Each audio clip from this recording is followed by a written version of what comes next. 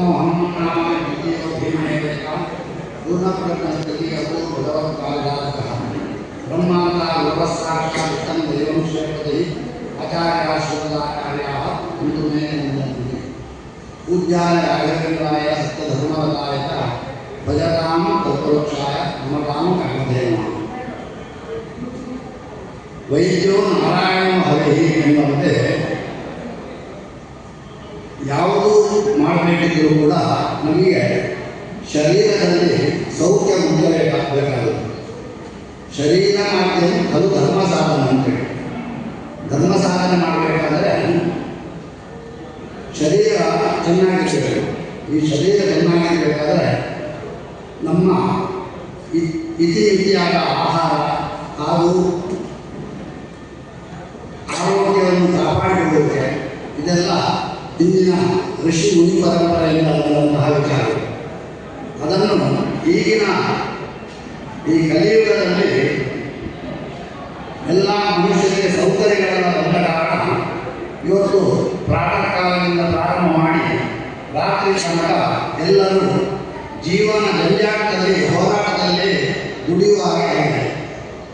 ಮೊದಲಿನ ಕಾಲದಲ್ಲಿ ಎಷ್ಟು ದೂರ ಹೋಗೋದಾದರೂ ಕೂಡ ನಡ್ಕೊಂಡೇ ಹೋಗುವಂತಹ ಪದ್ಧತಿ ಇತ್ತು.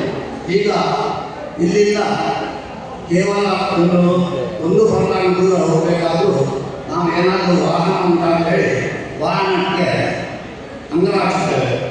ಆದ್ದರಿಂದ ಇವತ್ತು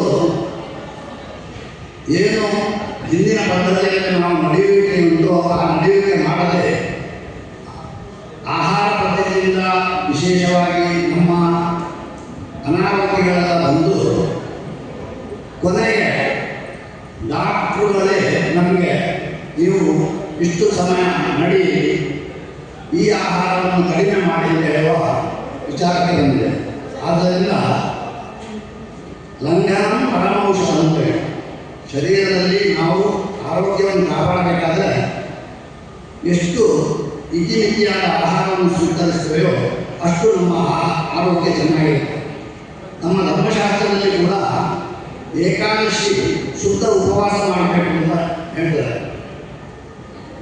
ವೈದ್ಯಕೀಯ ಶಾಸ್ತ್ರದಲ್ಲಿ ಕೂಡ ಆಹಾರವನ್ನು ಕಡಿಮೆ ಮಾಡಿ ಅಂತ ಹೇಳ್ತಾರೆ. 15 ದಿವಸಕ್ಕೆ ಒಂದು, ತಿಂಗಳಿಗೆ 2 ಆ ಏಕಾದಶಿ ಶುದ್ಧ ಉಪವಾಸ ನಿರ್ಜಲವಾಗಿ ನಾವು ಮಾಡ್ತಾ ಇದ್ದೇವೆ. ಆದ್ದರಿಂದ ಆರೋಗ್ಯ ಚೆನ್ನಾಗಿರುತ್ತೆ.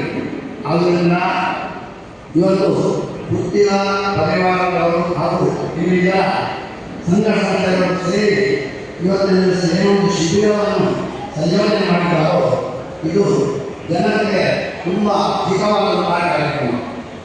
ಯಾಕೆಂದರೆ ಒಂದು ವ್ಯಕ್ತಿ ತನ್ನ ಸಾತ್ವಿಕ ಸಂಪಾದನೆಯಲ್ಲಿ ಒಂದು 2% ಆದರೂ ಒಂದು ಈ ರೀತಿಯ ಸಾರ್ವಜನಿಕ ಉಪಯೋಗಕವಾದಂತಹ ಕರ್ಮಾಂಗಗಳನ್ನೆಲ್ಲ ಮಾಡಿದರೆ ಅದರಲ್ಲಿ ಶ್ರೇಯಸ್ಸು ಅಂತ ಹೇಳೋದನ್ನು ನಾನು ತಿಳಿಸಲು ಬಯಸ್ತೇನೆ.